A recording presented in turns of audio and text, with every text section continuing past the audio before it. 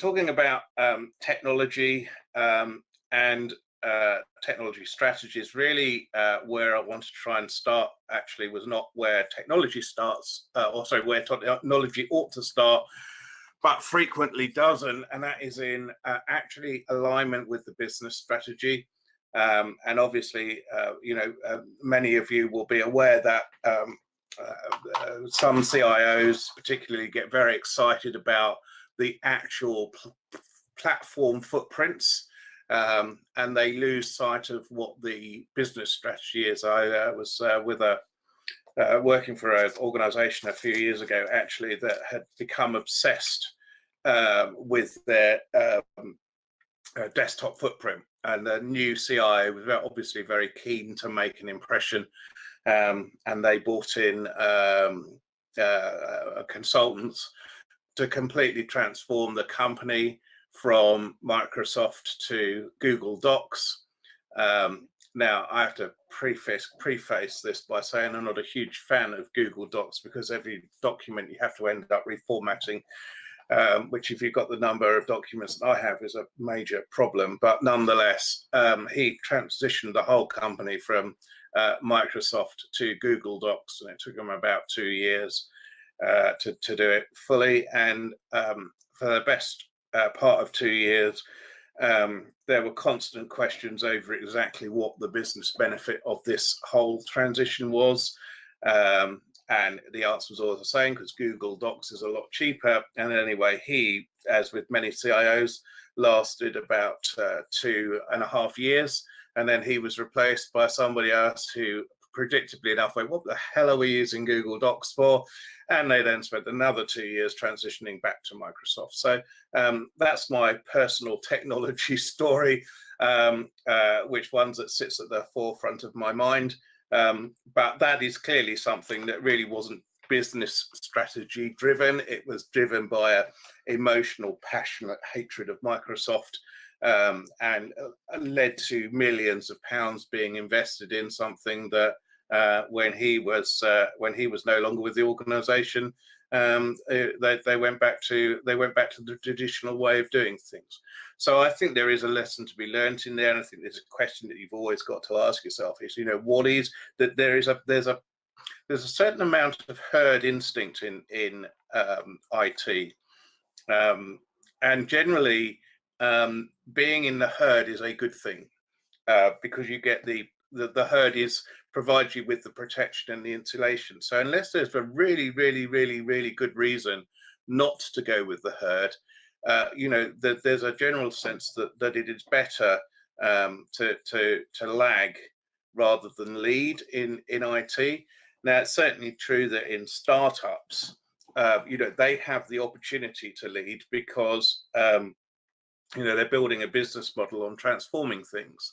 But if my business is insurance, then, unless I have a really good insurance proposition, really, I'm not going to make any substantial amount of difference to my business, whether I'm on Google or Microsoft. And so, if there's some new whizzy insurance tech out there that's going to transform my offer to clients, then I'm all for it. If it's going to change the look and feel of my desktop, then I am absolutely not.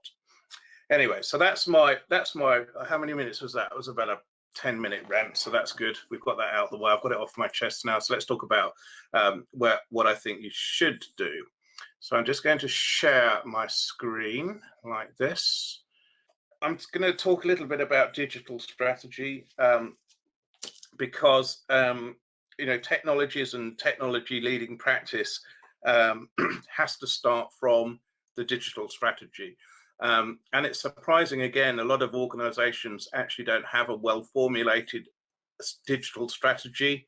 And so there's no real target, there's no real improvement targets or measures to go for, and there's no process or mechanism to achieve them. Now, we do a lot of ERP replacements, as I'm sure many of you will know. And actually, even in the ERP space, it's a very bad place to start to say we need to replace our ERP. And in fact, one of our very first questions whenever a customer says that is, well, why?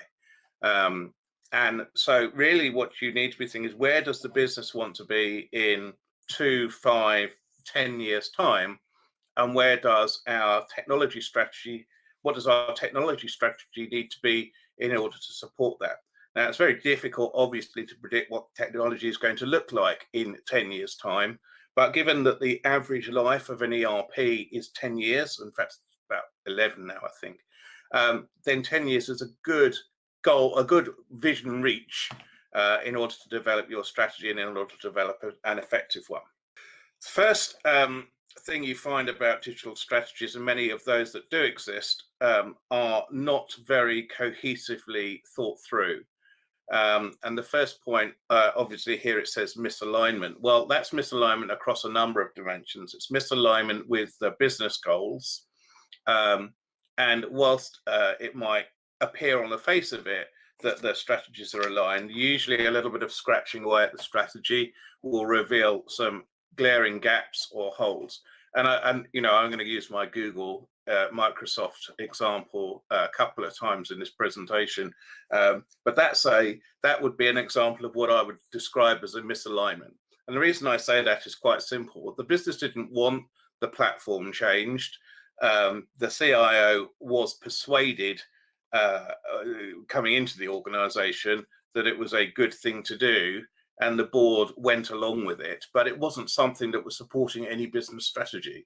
So therefore, you started with a misalignment because the business really didn't want the faff of transitioning from one desktop platform to another. And despite the claim, it's not actually quite as simple as everybody makes out. There's not a 100% compatibility, and therefore it's effort. And if that effort is not bringing a really, really, really good return on investment, then the investment's not worth making.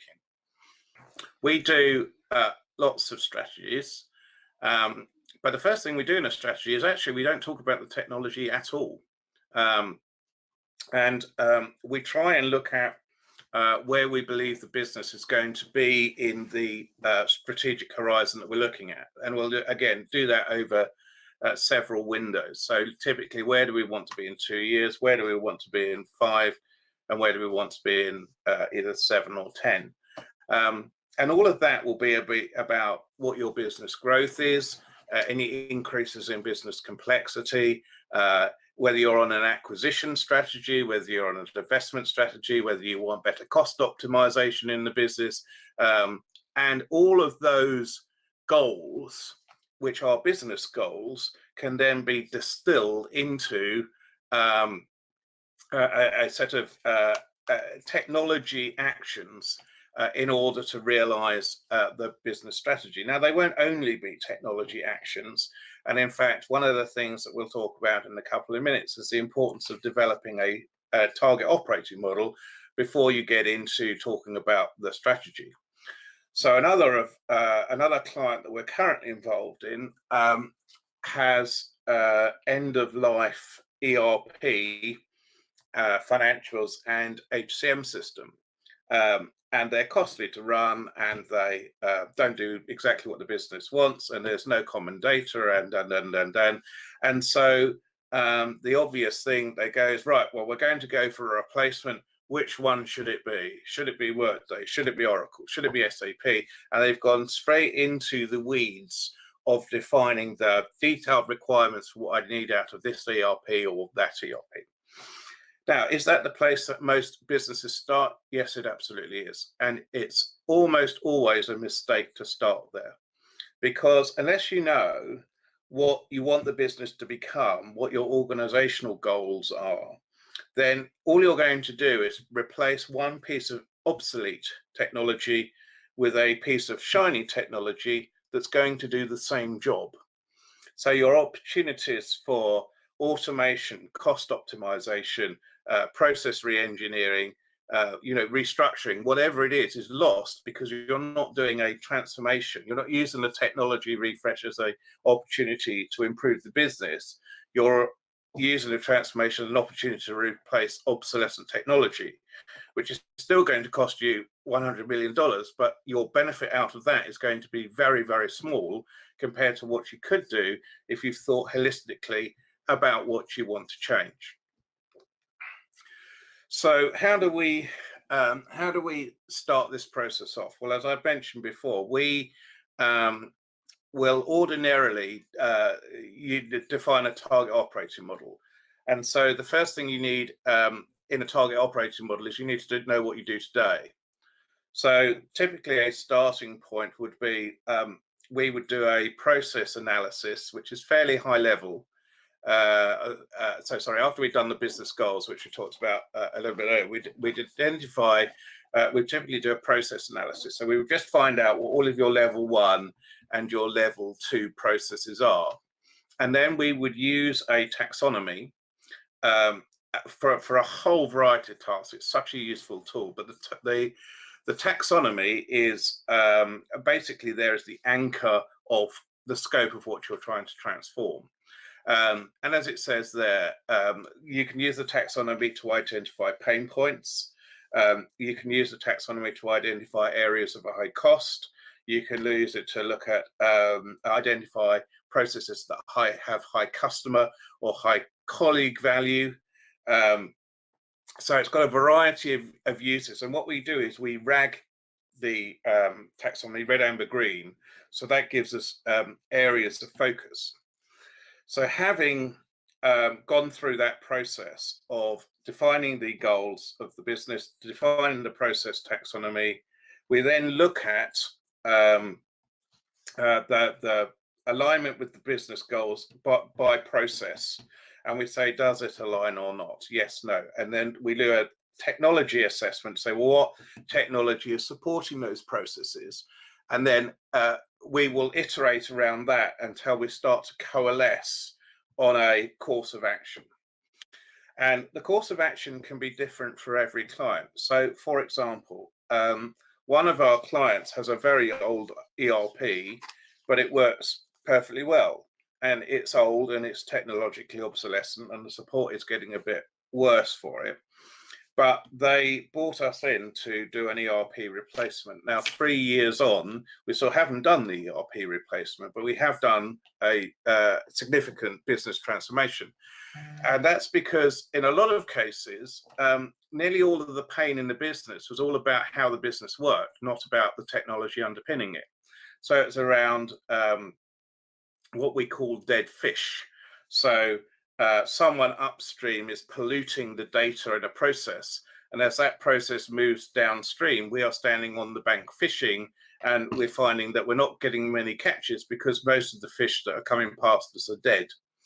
So, you know, there's a clear call to action there to go and look at the upstream processes and the departments that are using those processes and find out why they are killing fish and why they are producing duff data.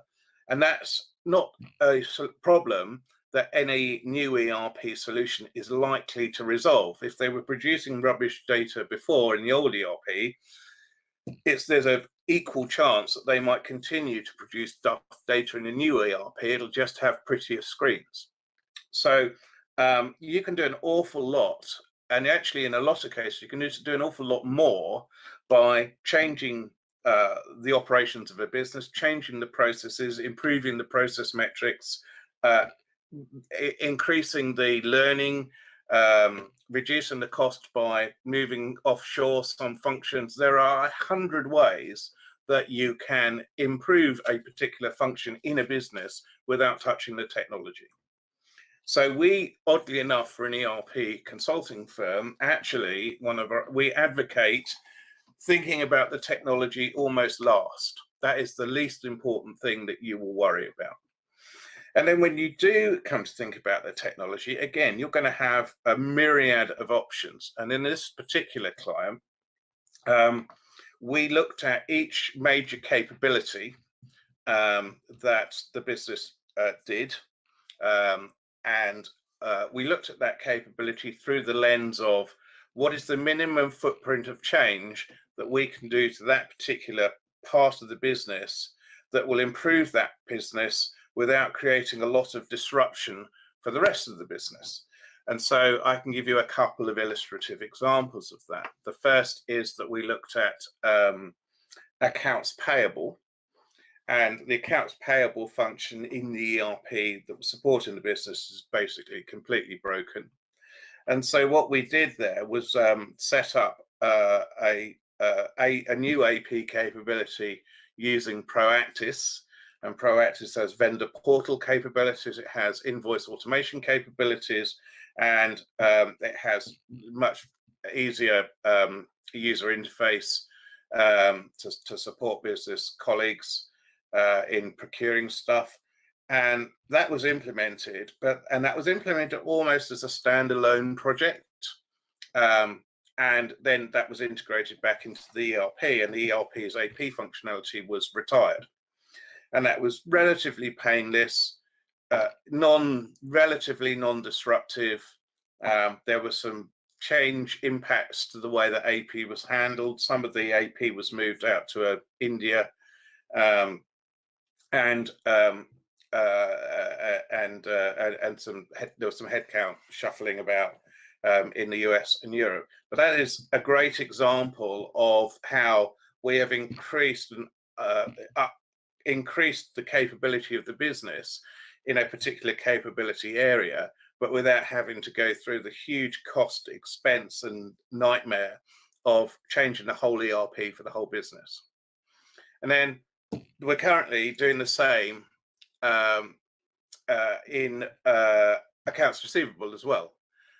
So we've got the same organization. We're just finishing up a project to put in HighRadius to improve the day sales outstanding and improve the debt aging, and again, some of the functions that are currently being supported in the US and the UK are going to be shifted to India.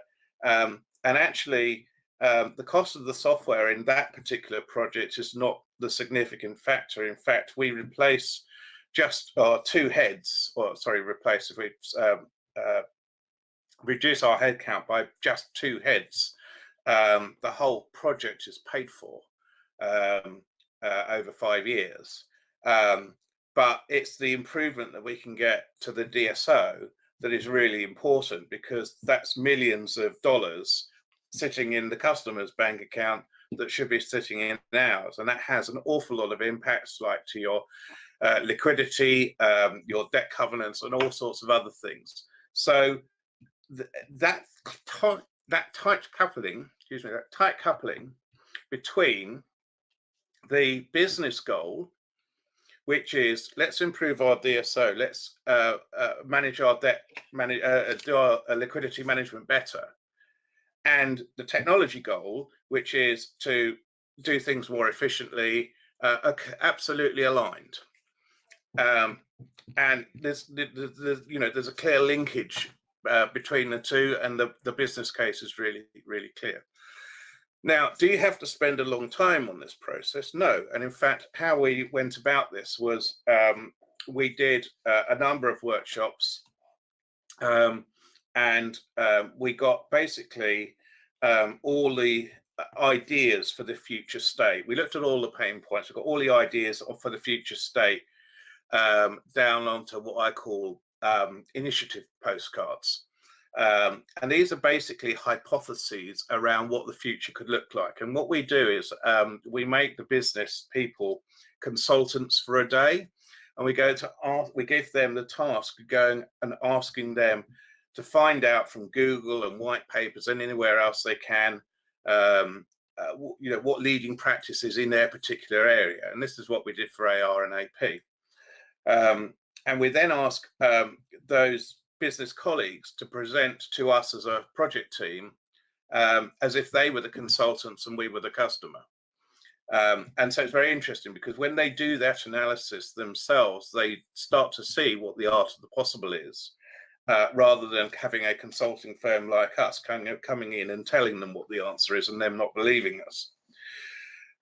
So having got our initiative postcards, we can then prioritize them by complexity and by business value. And from that, we come up with a roadmap. And from the roadmap, we come up with a set of costs and a rollout, schedule, deployment schedule, and ultimately a program. And it's a very, very effective way. But the important thing about it is that because the prioritization is reviewed every 6 months, other things can come in and other things can move down. So it's a very dynamic process, but it's always aligning itself directly with the business strategy and the business goals.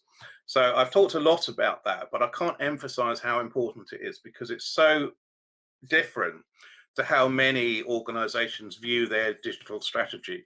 I see countless ones saying, well, we must be more on the internet, and we must be doing better with our e-commerce, and we must be better on social media. And those are interesting things, and they're probably correct. But being able to tie that very tightly back to the business goals and the business alignment is where I think a lot of these strategies fall down. Particularly business understanding of its core drivers, and in fact we'll talk about that shortly. So hopefully I've made the case for having a good strategy, and then of course once you've got your initiatives prioritized, you will be kicking off one or more projects for each of those initiatives, and those will change the organizational's ability to deliver. And so again, that is not just we're going to put in a piece of technology. If you're doing this right, you will change the organization, the skills, you'll change people, you'll change processes, you'll change the systems, the tech, you'll change the data, potentially, you'll change the reporting and the drivers and KPIs and metrics, again, if you're doing it properly, and you'll be looking at risks and controls and governance. I got it in the wrong order. Governance, risks and controls, apologies, GRC, and the wider kind of security framework into which the project will fall. And so you'll see that there's a couple of other things in this definition of an op model, like centers of excellence and customer experience and voice of the customer. And again, those are equally valid. There is no real formal definition of what an operating model is, and I define it as anything that is required for an organization to deliver on its customer promise effectively. So if it's a compliance framework, that could equally be in a operating model as a business process or a piece of software. So does that mean that we can forget all about all the tin that's sitting in our data center? Well, the answer is no. And again, there is absolutely always value in looking at your current portfolio of applications and your physical infrastructure and your skills and again, in this context, again, I mean, we the client that we're working with at the moment, we looked at the applications portfolio, and we found that there were 200 applications that will be impacted by the replacement of the ERP and the HR system.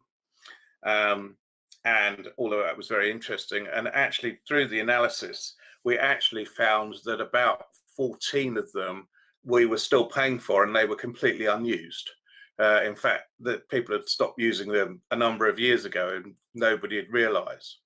And so, it is important to make sure that your current portfolio of applications is absolutely clearly aligned to a business capability, and that it's still valid and in use.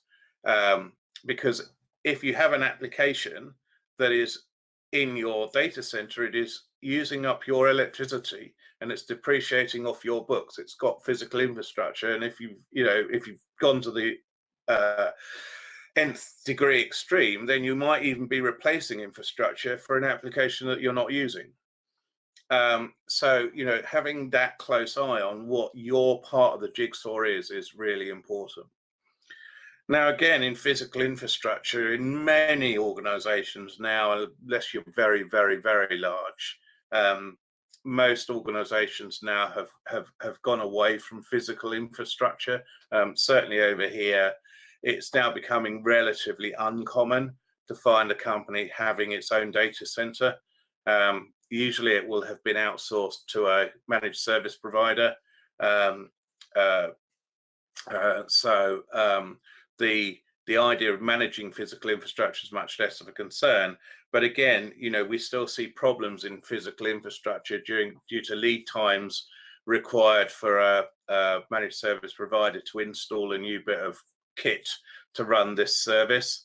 And I think that's partly why cloud is becoming so increasingly popular from the adoption, because firstly, you don't have this huge lag in getting that infrastructure in place. Secondly, it's much less costly to get cloud infrastructure added to an application as a platform as a service or software as a service than it is to effectively increase your own hosting footprint. And then, of course, there's the support as well. And again, if you're paying for support for applications that are not being used, then that's clearly not optimal.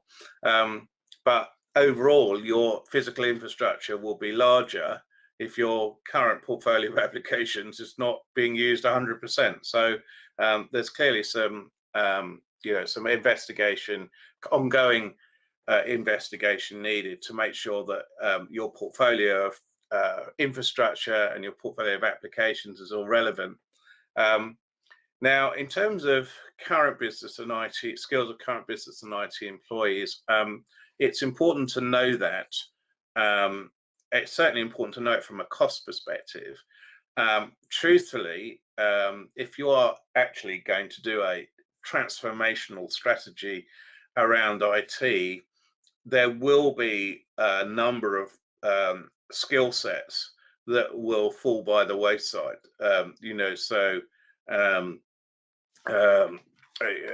Having lots and lots of programmers in technologies, that are 10 or 15 years old will continue to be important until those applications have been replaced and are no longer in use. And then those skills are not going to be needed. And so again, in your 3, 5, 7 year, 10-year plan, you need to be thinking about what that looks like and what that transition approach is, and whether you're going to retrain those employees, whether you're going to redeploy them, or whether you're going to release them, and what that headcount transition looks like over a number of years. And then the fourth point on there is about architecture and points of integration. So we'll come back to this in a minute. But architecture is becoming increasingly complex, and points of integration have always been quite complex, but they're becoming more complex. So the skill sets that you need in terms of architecture and integration are probably a lot more pivotal to your business than they were maybe 10 years ago. And that's especially true of organizations that are adopting a mixed cloud and non-cloud strategy in their provision of business services. And then finally, obviously, there's data, forms and reports. I mean, I'm not really that interested in forms and reports, but I am very interested in data, because most businesses cannot say where data starts, where it flows, and where it ends. And they can particularly not say that when you want to take the middle of that data flow out, like the ERP, and stick something else in its place. And until you know that, you can't do an ERP replacement, you can't do an HCM replacement, you can't do a CRM replacement, you can't do anything. Because unless you know what you're going to interfere with in your data flow and how it's going to look when it comes out the other side, then you can't touch it.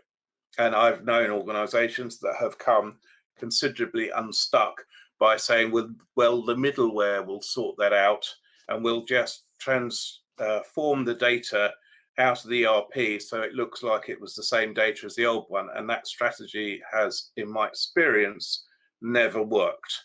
So if you've made it work, please tell us how, because as I said, data is a particular problem in businesses. Quality is a problem, and data flow understanding is a problem. Master data management is a problem, and those are common in every single business, or nearly every single business. Now, I talked about assessing current performance measures. And again, I'm an old IT person. I've been doing IT since 1984 when I started on IBM mainframe. So I'm not against IT in any way. But I think there's too much emphasis on IT looking at itself rather than IT looking at itself in the context of the wider business. Now, most organizations are able to benchmark their own IT and the cost of IT against other organizations. We do some strategies. Sorry, the strategies that we do usually take into account some form of benchmarking, where we will look at the cost of IT as a percentage of revenue, and we will compare that to industry to other IT organizations in the same industry, for companies that are roughly equally sized, and say, well, they're 2% and you're 4%, so why are you 4? And then we do the analysis to look at that. And the same is true, we do that with finance as well. So we'll say, well, your finance costs you 4% of your revenue and it should be 2. Why? Because you've got 120 people and everybody else has got 60. So those are typically what you'd get. And then you go into the more deep dive, which is around maturity assessment and around benchmarking, the process-based benchmarking, et cetera, to understand why the cost profile wasn't meeting industry-leading practice. So that's all very obvious. What's more interesting, though, is actually organizations, some of the very advanced organizations are actually moving on to something called driver-based rolling forecasting. It's available on YouTube if you want to look it up. It's called Beyond Budgeting. It's also known as. And a lot of organizations work on a zero budget forecast. So you'll get 12 months worth of budget, and then at the end of 12 months, that budget will be zeroed, and you'll pitch for the next 12 months based on what you believe you will spend in terms of change, using last year's budget as a starting point. And Beyond Budgeting does something quite different. It says that you're going to have a budget to two budgets, actually. One is to run the run operation, which we expect to be broadly static but improved on every year by whatever percentage point that is, 2%, 1%, 5%, whatever. And we will measure that every quarter to see whether or not that budget is, the actuals are meeting our budget expectation. And then for the business transformation change budget,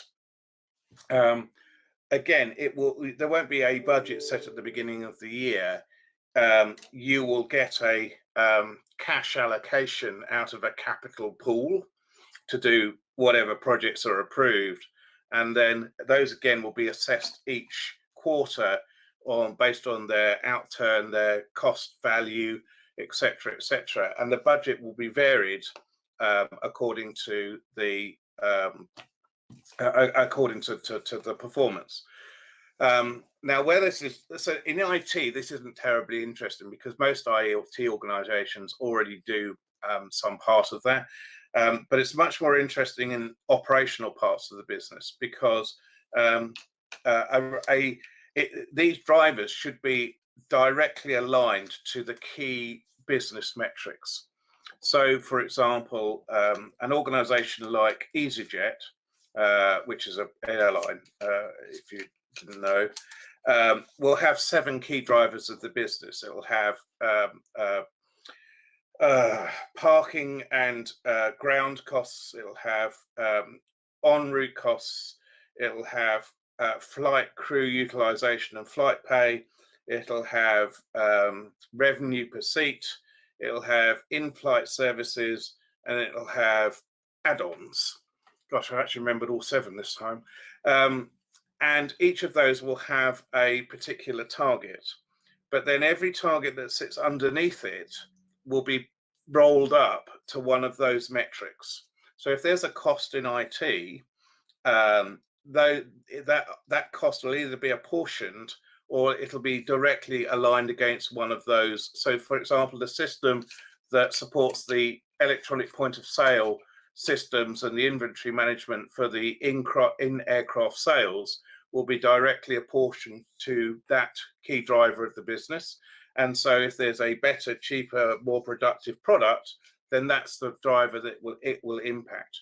And that makes it much easier for a business to decide what to invest in and how to manage its business without having this ludicrous process of saying at the end of 12 months, right, next year we're going to give you another 3 million. Thank you very much, get on with it. So becoming quite talked about in finance organizations, wait for it to come down to you from them, because it's quite a different way of thinking. So we're talking about systems. I said I was going to talk about systems last, and actually I am going to talk about systems last, and I'm going to probably talk about it for a couple of minutes. You can have lots of different types of strategies. You can have a big ERP solution, and actually what we're seeing now is more in the way of going back to unified platforms. So unified platforms were popular about 10 years ago. So I was in a telco, and they replaced lots of disparate systems for billing and CRM and ERP, sorry, General Ledger, and they migrated all onto Oracle. And then it became popular to not have everything on all in one system and to have a best of breed approach, which was similar to what I'd been describing with our client earlier, where they had AP best of breed, and then they had AR best of breed. And now we're seeing the swing back again. And the reason that we see this swing is because joining platforms together with service-orientated architecture solutions or middleware like MuleSoft or Dell Boomi or WSO2 is very complex. And even though the salesman will tell you how easy it is never as easy as they say it's going to be. And we've seen a number of organizations get into quite a lot of trouble, both trying to write the integration architecture and do the transformations, and then with the cost. So, for example, my experience, WSO2 is by far and away the most complex and difficult to write integrations for, by several orders of magnitude. Yes, it's open source, and yes, that's fun and exciting, but in terms of how complex and easy it is for me to implement, I don't want exciting, I want easy. And then MuleSoft, which many of you will know has been bought by Salesforce, is actually a very, very good, it's a great piece of software, but they charge by the transaction, and the bills that come in every month or every quarter can make your eyes drop out, especially if you didn't know that's how much you were using it before you started and didn't negotiate a good contract. And my personal favorite, I think I would call it the least ugly sister if I was to characterize all of these, is Dell Boomi. Again, I've had success with Dell Boomi, but it's still a long way from being as easy to anywhere is easy to implement as the salesman used to maintain. So with the adoption of cloud and with mixed architectures, cloud and on-prem, then this middleware is essential to any business to be able to make this all hang together. I think, as I mentioned earlier, my sense is that we're going to see a drift back to unified platforms, but in this case, they'll all be cloud-based unified platforms. And I think the idea of having a huge data center full of legacy systems will fall to a few, specific organizations like banks and telcos, and I think the general organizational population will move increasingly to cloud. So look, there we go. That was 42 minutes of my thoughts on where technology strategies should be and how you develop one. Happy for any questions, or thank you very much.